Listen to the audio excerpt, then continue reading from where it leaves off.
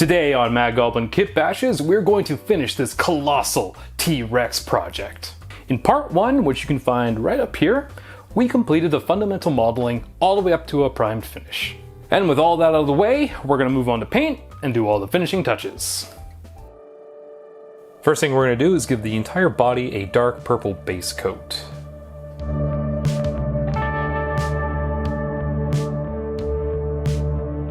For the underside of the T-rex, I made a slightly lighter version of the purple with a bit of flesh added to it, and I'm going to start stippling that from the bottom of the jaw all the way down to the underside of the tail.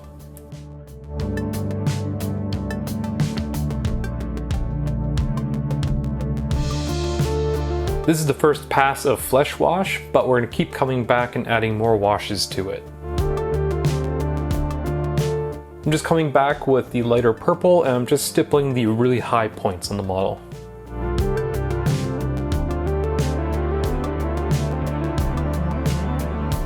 Just to add a little bit of texture to the underside of the T-rex, I'm just doing some horizontal line work, and I'll do that on a lot of the wrinkles just to kind of make it look a little bit more natural and not so perfectly smooth.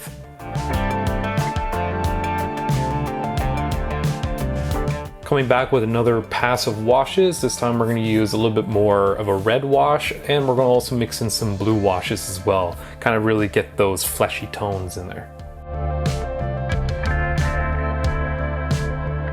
Moving on to the mechanical bits. For the very first layer, we're going to do a metallic dry brush using silver, and we're going to come back and start adding a bunch more layers on top of this.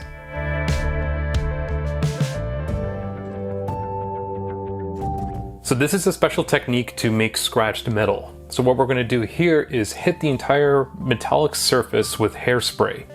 Once that dries, we're then going to paint on our colors. Then we're going to use a hard brush that we're going to water down. And when we go over all the edges or surfaces, anywhere where hairspray was will actually start to dissolve and it will start peeling away the paint. So it's a great way to make natural looking scratched metal that is underneath instead of painting it on top manually with silver.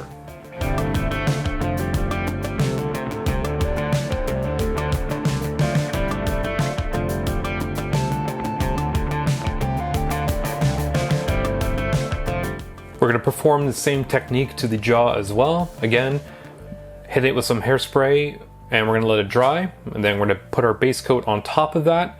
Then we're going to scratch it off with a stiff brush.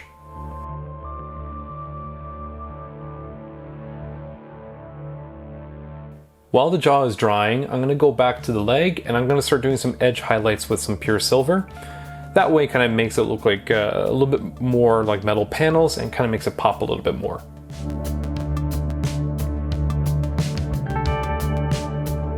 Now that the hairspray is dry, we're going to throw on our yellow base coat.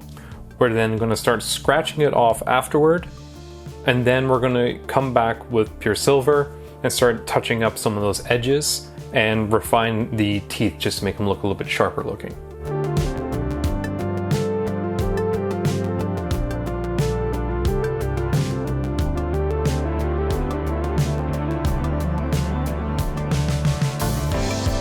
Just to add a bit more grit and grime to the overall mechanical parts, we're going to start using an umber wash. We're going to start filling in a lot of the recesses and a lot of the points where the panels meet. And then we're going to start making it look like a lot of buildup that's in there, maybe add some running lines to it. We want this thing to be really gritty and oily looking.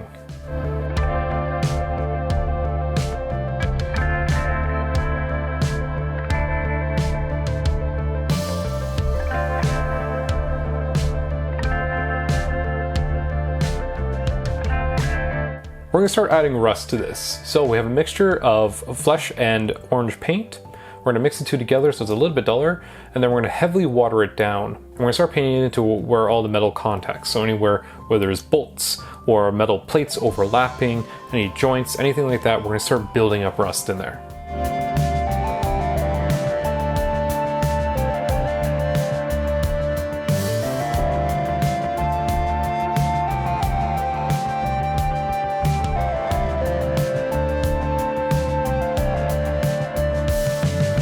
And of course, safety first, we gotta add some caution stripes to the oversized deadly buzzsaws. So I'm doing this freehand, base coated the parts in yellow, and then I'm going back after with black paint and manually painting in the stripes. I'll then come back and hit the edges with silver just so it looks like beaten up metal.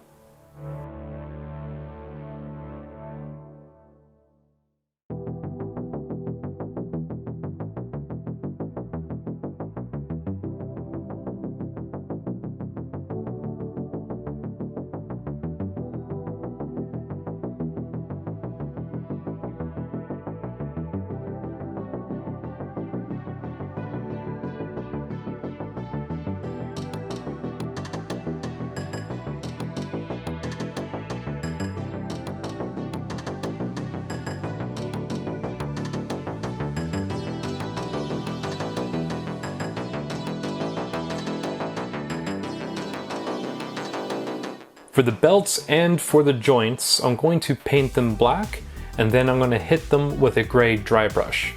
Once that dries, I'll then come back with a slightly lighter gray, and I'll start dry brushing them in a gradient more towards the center.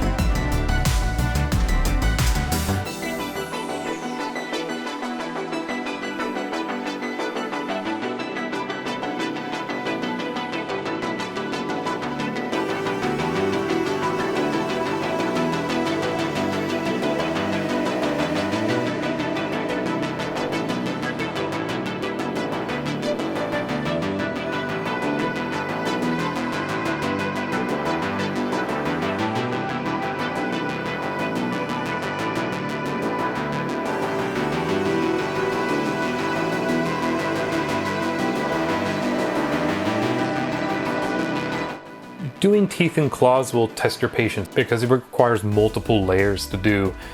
So what we're going to do is do a first coat on all the teeth and claws with a dark brown. We're then going to revisit it by making about a 50-50 mixture of dark brown and a beige. And we're going to actually paint that on in lines. Once we have that done, we're then going to revisit the teeth again with about a 75% mixture of beige to 25% brown. Repeat the same pattern with doing more line work. Then afterwards, we're going to highlight the tips using just pure beige. That way we get a nice sort of grooved tooth look, and it also adds a texture to all the teeth and to the claws. I was really indecisive at first how I wanted to approach the cylinders and the tail, but I finally settled on making them look like energy cells. So I hit them up with a really light blue. Once that was done, I then used a dark blue wash, started at the bottom, and then slowly faded the way towards the top to make a gradient. Once all of that was complete, I used the light blue mixed with white, and I started doing edge highlighting on all the components. I felt like something was missing though. I didn't like not having any sort of termination on the top, so I found some screws that were a perfect fit and they had a nice flat top to them, and I glued those into place. In order to make these look like glowing energy cells, we're going to dry brush the original blue around the perimeter of each of these cylinders. Then I'm going to use a blue wash to help blend that glow into the rest of the tail. And then we're going to come back using a fine detail brush to kind of pick the edges around the immediate scales surrounding each cylinder, as if the light is just catching on those.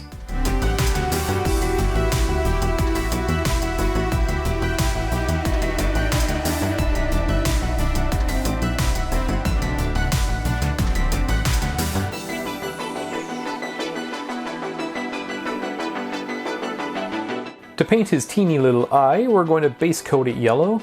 We're gonna add a dot of black for the iris, and then a very fine point of white to add the glare or reflection. You could stop there, but just to add a little bit more dimension to it, we're going to use a bit of flesh wash and just surround the eye with that. I'm putting some details by adding little markings throughout the model. So I'll add little counters, little signs, little bits of graffiti, stuff like that, all scattered throughout the model just to add a little bit extra character. Initially, I had dry brushed the machine guns with silver, but I was not happy with how the actual barrels on the gun looked. So what I ended up doing is taking them and spraying them with a high silver spray paint. From there, then I'll add in all my details and all my grunge sort of washes on top of that. So we're gonna add a bit of yellow to kind of carry the theme over. Then once that's done, we're gonna start hitting it with a black wash, and then start coming back in with more umber washes and rust washes on top of that as we build the detail back up onto it. That way the machine guns look more realistic and more natural looking than if they were just dry brush and only hitting the surfaces.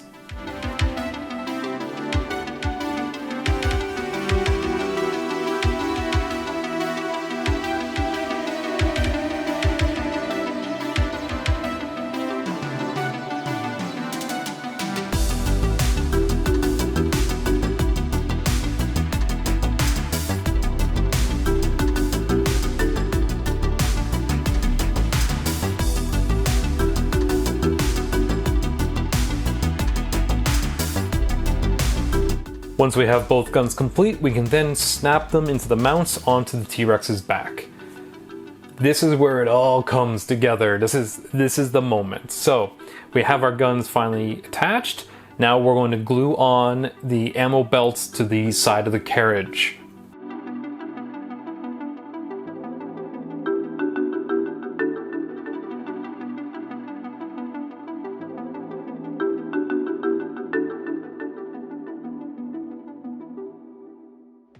With our big boy done, we can finally move on to the base. So we're gonna give the whole thing a stipple dry brush with silver, and then we're gonna start building up a lot of layer work on top of this.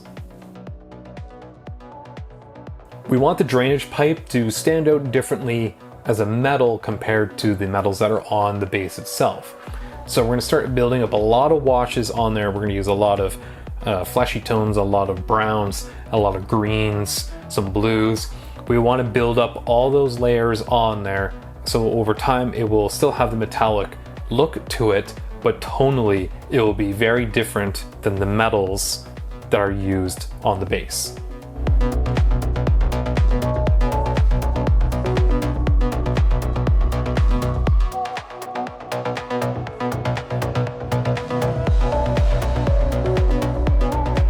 We're going to use a lot of dark washes on the metal plates so that tonally they'll be different, and then we're going to come back a little bit later and hit up some of those silvers again. Washes are going to be really important to the base because it's going to allow us to separate all the different components. So the drainage pipe has its own set of colors that help make it a different tone compared to the metal plates, which will also have a different contrast to the concrete that we add a little bit of texture with using washes.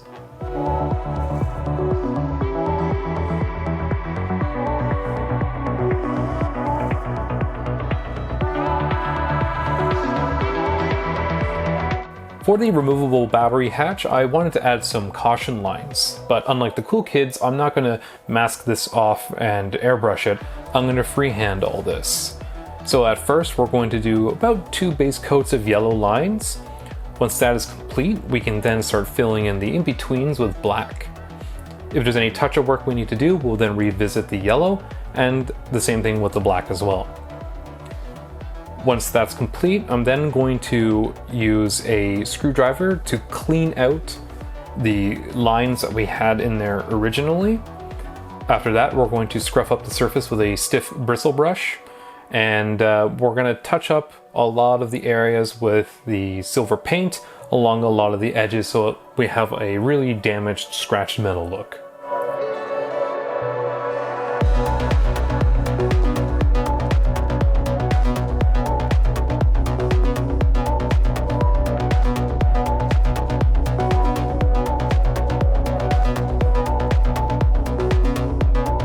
It's time to add some more rust. So, same technique as before, we're just gonna hit up all the contact areas of the metal, and we can have a little bit more liberties on the pipe itself. It's just starting to erode entirely, so we can kind of have a little bit more freeform there. But again, as stated in some of the older videos that we have done, the rust looks brighter in the video, but as it dries, it will dim down quite a bit, and you can always come back and enhance it a little bit more by adding a lot more orange to it. I'm giving the inside of the channel a gloss coat of Mod Podge, and this will serve two purposes. This will add a glossy layer to the outside, which will be an added effect to the river, but also it will help seal up any potential gaps along any of the seams. For some extra detail, I'm adding green flocking for some additional grunge to the bottom of the channel. Because this is an open area, I'm going to add a piece of styrene and then tape it using Gorilla Tape to really seal into place, so that way anything we pour in doesn't spill out.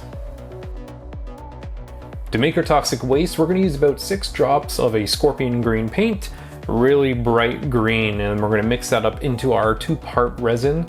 Here we're using Envirotex, and once we have that mixed up, we're going to start slowly and carefully pour it into the waste pipe first to build up some that goes into there, because that's going to spill into the actual channel. And then with the rest, we're going to pour it into the channel, take our time, balance and level it out, and then come back, add a little bit more, and we're gonna add little bits at a time just so we can find the right amount, and we don't wanna overfill, and we don't want it to build up on one side or the other.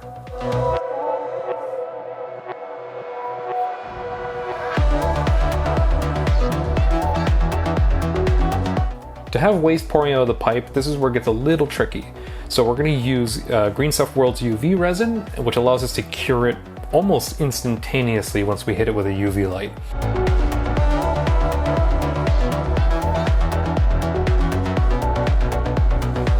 Using transparent silicone and a single drop of the scorpion green mixed together, I can then start building up these splashes that are coming out of the pipe. That way we don't want still water. We want to look like it's in motion.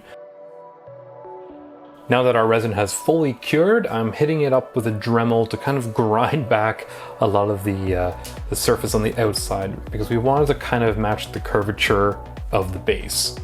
Once that's done, we're going to then hit it with 120 grit sandpaper so we get a nice smooth surface.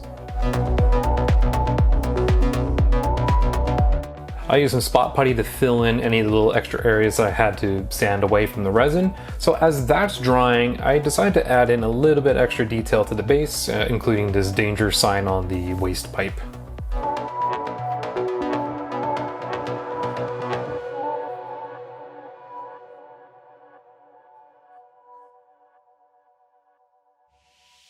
Again, we didn't want our liquid to look like it was not moving. We don't want a perfectly flat mirrored surface. This is not a puddle, this is a stream. So I mixed up a single drop of the scorpion green with Mod Podge gloss, and then I'm going to stipple the surface. As that dries, it's going to add a very nice textured look to the overall surface. Okay, well, it's time to wire up this bad boy. So we had our 2 leads coming out of the foot and our 2 leads that are coming out of the base. We're just going to solder those 2 together.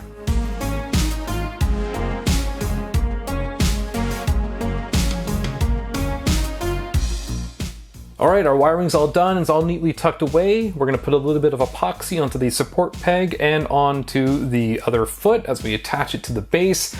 And we can finally breathe! It's done! It's finally done, and I'm really happy. And I can't wait for everyone to see this final thing right now.